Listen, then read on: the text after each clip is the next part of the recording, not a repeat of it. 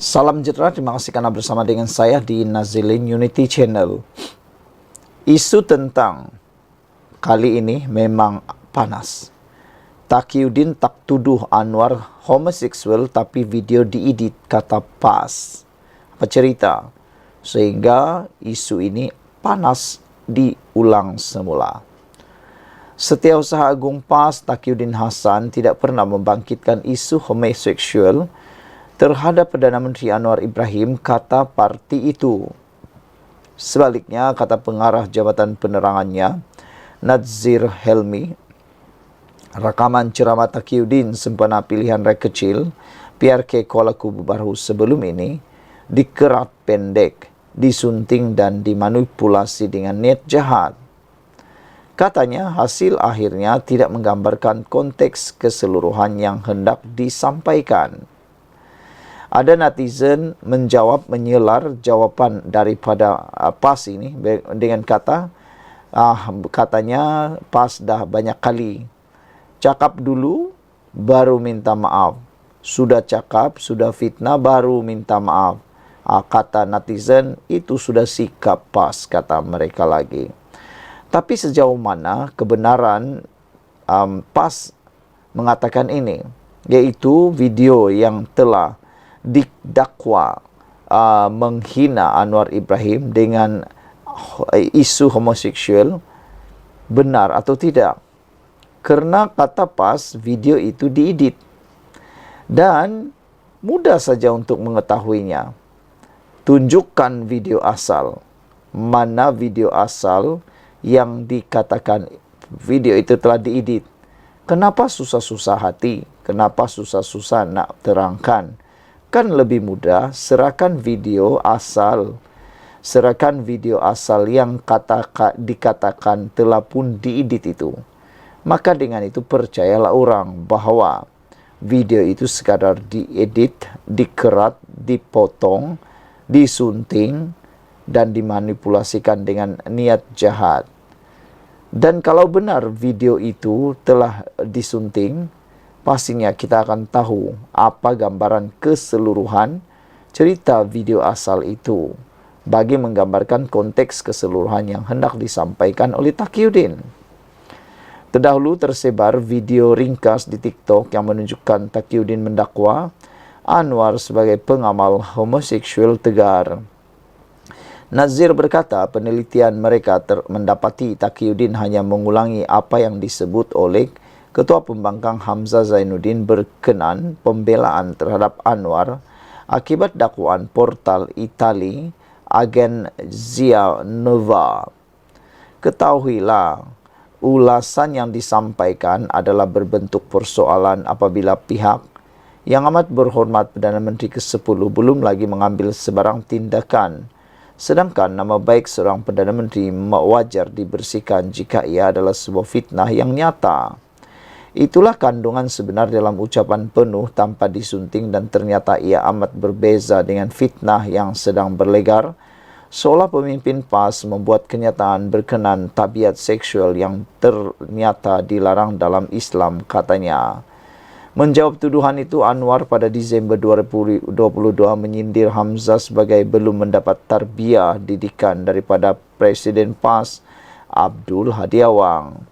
Hadi menghasilkan buku bertajuk Kashaf Mangsa Fitnah tidak lama selepas Anwar didakwa di mahkamah adalah atas berbagai tuduhan pada akhir tahun 1990-an ketika PAS mendukung gerakan reformasi. Menteri Komunikasi dan Digital Fahmi Fazil pula berkata laman web yang dipetik Hamzah itu tiada kewibawaan dan tidak dibaca oleh orang Itali sendiri. Dalam kenyataan hari ini, Nazir juga berkata PAS akan meneliti tindakan undang-undang bagi memastikan penyunting video itu mendapat pengajaran. Anwar pernah disabitkan bersalah dalam kes liwat tetapi dia kemudian mendapat pengampunan penuh diraja daripada yang di Pertuan Agong pada tahun 2018. Sebelum ini, pemimpin popular PAS Muhammad Sanusi Maknor telah disaman oleh Anwar kerana didakwa memfitnahnya dengan dalam kes lewat. Mahkamah memberikan perintah instruksi inter partes bagi menghalang Menteri Besar Kedah itu mengulangi dan menerbitkan semula kenyataan yang didakwa sebagai fitnah itu. Daripada netizen ada 3 komen yang ditulis. Salah seorangnya Oasis kata, tak betul ke tidak yang punya badan aja yang tahu. Sebaiknya diam aja, jangan hebohkan, jangan hebahkan. Jangan jadi tukang fitnah, jangan jadi tukang jilat. Violet Well kata, apalah kau ni, pusing sana sini, pusing sama sini. Kau sembang, boleh terbang, katanya. Red Parrot kata, portal negara Itali itu tidak berwibawa dan tulisannya tidak boleh dipercayai. Hamzah pernah membangkitkannya di Parlimen yang sebenarnya cuba memalukan Perdana Menteri ke-10. Kenapa tidak Taqiyuddin ulang lagi di KKB? Kerana ingin memalukan Perdana Menteri ke-10. Sejak bila pula Taki nak jaga nama baik Perdana Menteri ke-10, kata netizen Red Parrot 2782. Sekian dulu untuk kali ini. Jangan lupa tinggalkan komen anda, tekan butang subscribe. Bye-bye. Salam sejahtera.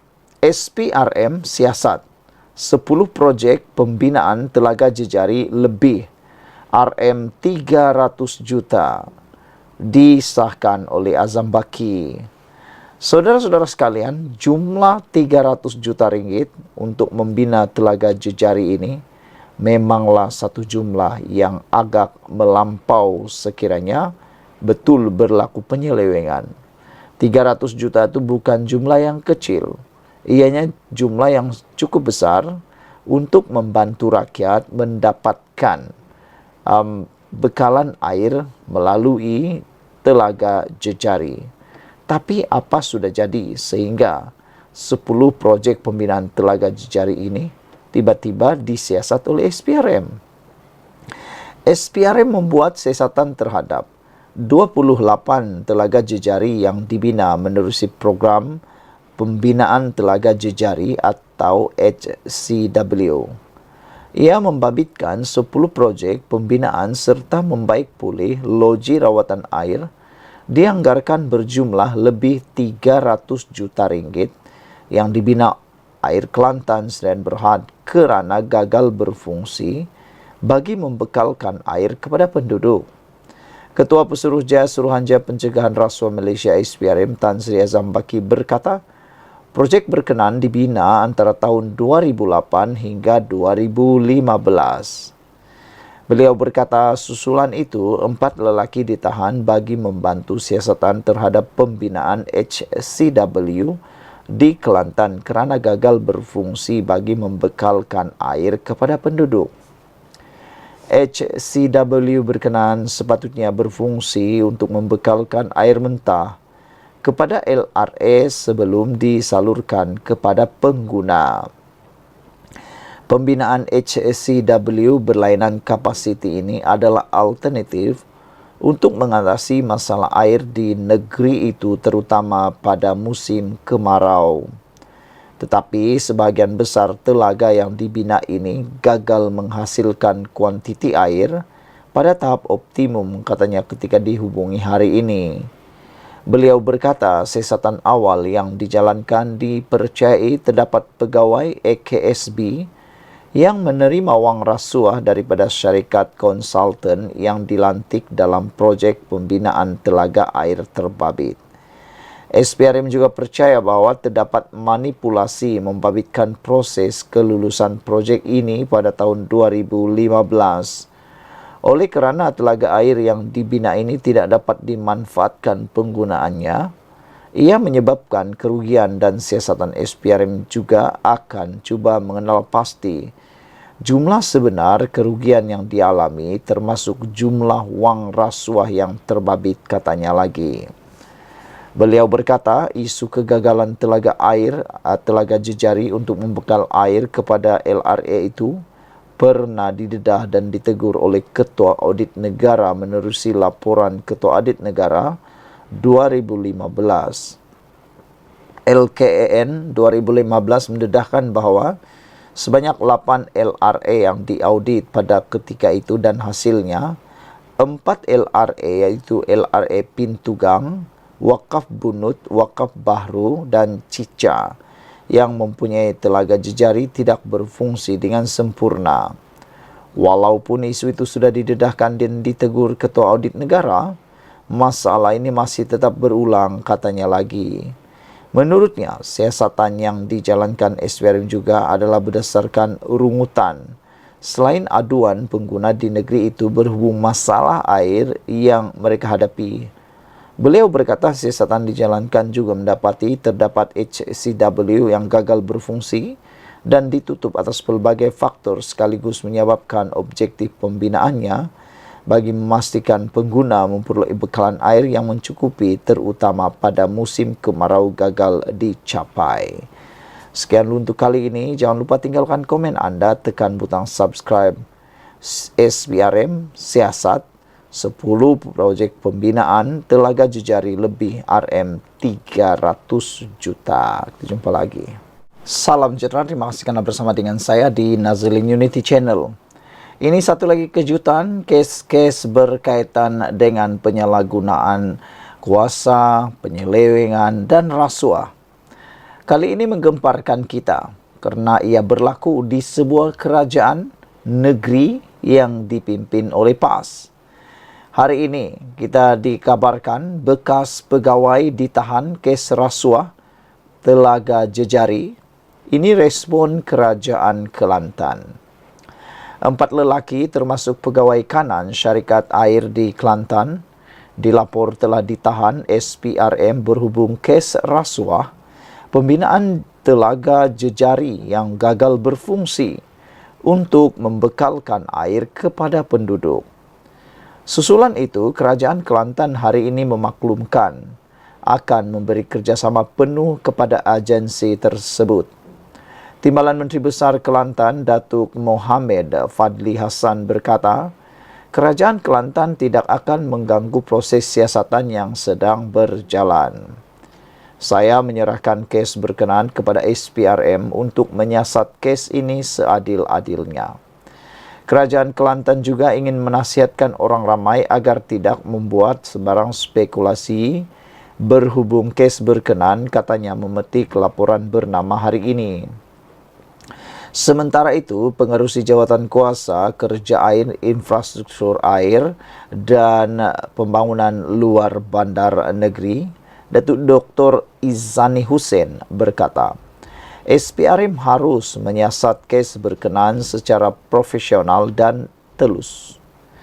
Semalam, SPRM menahan 4 individu lelaki termasuk 2 bekas pegawai kanan syarikat air di Kelantan bagi membantu siasatan berkaitan pembinaan telaga jejari yang gagal berfungsi. Kesemua mereka yang berusia antara 40 hingga 60-an itu ditahan secara bersingan di sini antara 7 hingga 10 pagi. Saudara-saudara sekalian, dengan pendedahan ini memang agak mengejutkan seluruh Malaysia. Bayangkan, ini tentang kegunaan air seluruh negeri. Ini tentang kegunaan air oleh rakyat di negeri Kelantan. Tetapi apa yang mengejutkan kita ialah 4 lelaki ini termasuk pegawai Syarikat Air Kelantan telah ditahan SPRM kerana berhubung kes rasuah pembinaan telaga jejari yang gagal berfungsi untuk membekalkan air kepada penduduk. Apa sudah jadi dengan telaga ataupun apa sudah jadi dengan pembinaan telaga jejari ini? Bagaimana telaga jejari ini gagal berfungsi? Kita pun tak tahulah sejauh mana ianya gagal berfungsi. Adakah ianya tidak dibina langsung pun tak pasti. Adakah ada tetapi kurang ikut piawaian pun tak pasti. Adakah dibina ikut suka hati tanpa mengikut spek kerja yang telah digariskan sehingga ianya tidak berfungsi atau tidak boleh digunakan. Dan kita juga memuji tindakan Timbalan Menteri Besar Kelantan, Datuk Mohamed Fadli Hassan kerana beliau menyokong usaha siasatan ini sehingga beliau kata kerajaan Kelantan tidak akan mengganggu proses siasatan yang sedang berjalan. Persoalannya sekarang ialah berapa ramai lagi kah yang akan ditahan SPRM selepas ini? Sekian untuk kali ini, jangan lupa ikuti terus ulasan selepas ini.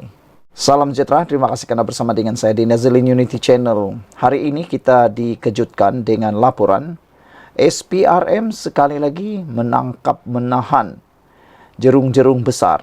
Siapa jerungnya? Kali ini lebih besar jerungnya.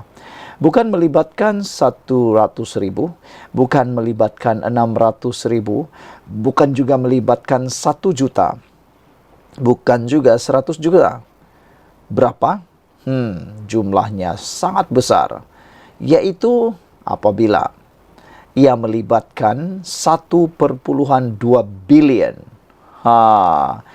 Nak sebut pun hati rasa marah. Kenapa tak marah? Macam mana tidak marah kalau uang yang diseleweng itu berjumlah 1,2 bilion. Aduh, tak hairanlah begitu banyak sekali ketirisan yang berlaku dalam keuangan negara sebelum ini. Tapi kita ucapkanlah tahniah kepada kerajaan yang ada sekarang, tahniah kepada SPRM kerana bekerja dengan luar biasa. Kita dapat melihat sekarang SPRM bekerja luar biasa, bukan seperti biasa-biasa. Bayangkan kalau dulu kita hanya mendengar nilai-nilai yang biasa-biasa, 100.000, 12.000, 5.000, 500 ringgit, 200 ringgit, 10 ringgit, itu yang kita dengar. Tapi sekarang ini dengan pimpinan kerajaan perpaduan kerajaan Madani, kita melihat memang benar seperti yang Anwar Ibrahim kata, dia akan memerangi rasuah sehingga menangkap permulaannya jerung-jerung besar, ikan-ikan paus, dan tidak lagi hanya melibatkan ikan-ikan bilis. Betullah, nak hapuskan rasuah ini, kena tangkap dulu, kena tahan dulu, kena selesaikan dulu jerung-jerungnya yang dah telah buncit perutnya kenyang. Hari ini, laporan dari berita harian SPRM menahan 2 pegawai badan berkanun kerana menyeleweng dana RM 1,2 bilion. Aduh, jumlah itu membuatkan kita bernada marah. 1,2 bilion ni kalau diguna untuk kemajuan, untuk memajukan negara, bayangkan berapa banyak buah kampung, buah sekolah, buah hospital dan macam-macam lah boleh dibantu. Suruhanjaya Pencegahan Rasuah Malaysia menahan 2 pegawai kanan badan berkanun kerana disyaki menyalahgunakan kuasa dan penyelewengan dana bernilai 1,2 bilion ringgit. Aduh, saya masih tak boleh move on. Bagaimana boleh sehingga 1,2 bilion ini diselewengkan? Macam mana itu boleh berlaku? Dan bagaimana mereka terniat menyalahgunakan atau menyeleweng dana sehingga begitu besar? Tidak rasa bersalahkah? Kalau dengan kata yang lebih kasar lagi, ini seperti mencuri. Tak rasa bersalahkah kalau benar-benar mereka menyeleweng, menyalahgunakan kuasa dengan dana sehingga 1,2 bilion itu?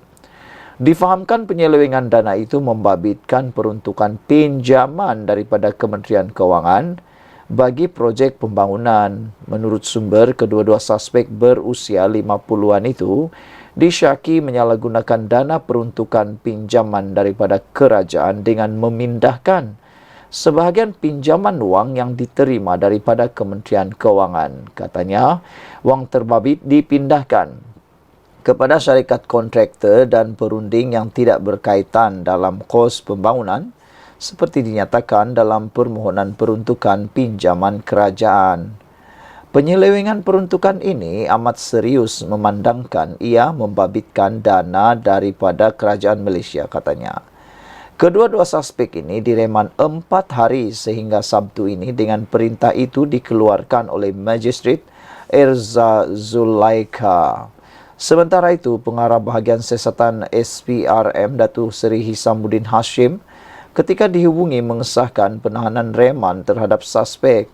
Beliau berkata kes disiasat mengikut Seksyen 23 Akta SPRM 2009. Saudara-saudara sekalian, 2 jam yang lepas, satu laporan telah dibuat juga di Berita Harian dengan tajuk seleweng peruntukan RM1.2 bilion.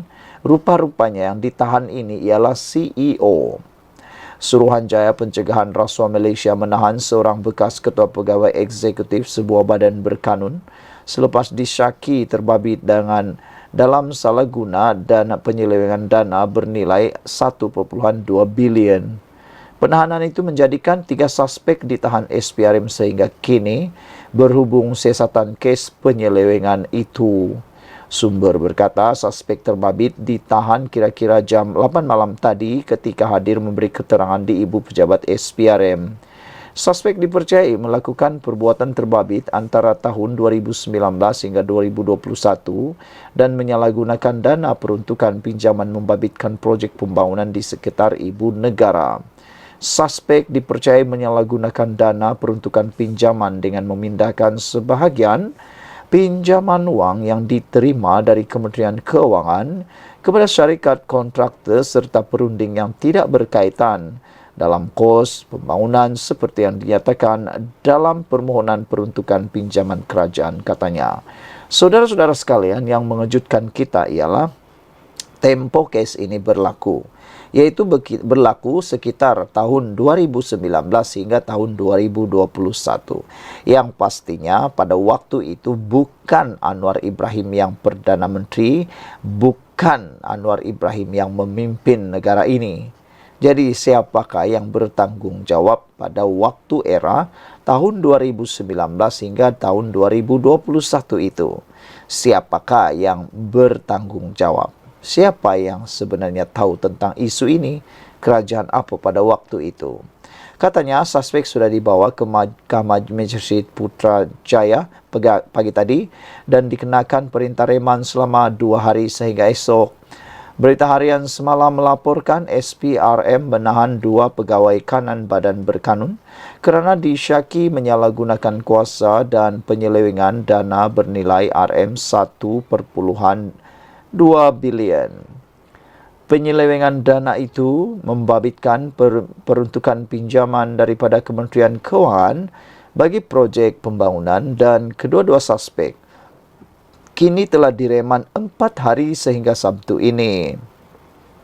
Sementara itu, pengarah kanan bahagian siasatan SPRM, Datuk Seri Hisamuddin Hashim ketika dihubungi mengesahkan penahanan itu dan kes disiasat mengikut Seksyen 23 Akta SPRM 2009. Saudara-saudara sekalian, itulah dia isu dan satu perkara yang memang luar biasa.